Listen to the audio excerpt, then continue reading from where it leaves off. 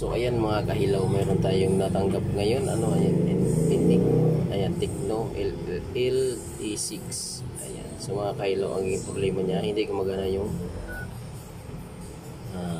keyboard, hindi lumalabas, ganun lang pumapasok. So hindi natin yung option ito kasi may password, pero gumagana yung OTG kasi dapat pwede sa OTG ito. So kailangan natin siyang i-start. Ayan. So kailangan natin itong i-format mga kahilaw. Hold natin to, tapos up tsaka power.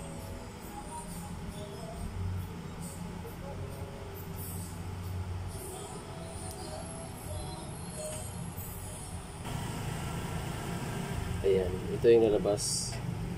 Hold natin to, power tsaka up. Ayan, dito siya punta. Click natin yan.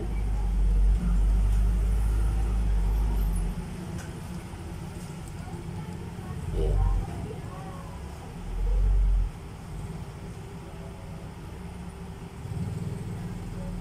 So hintayin natin ng kaunti para mag-start. Ayan, complete na siya.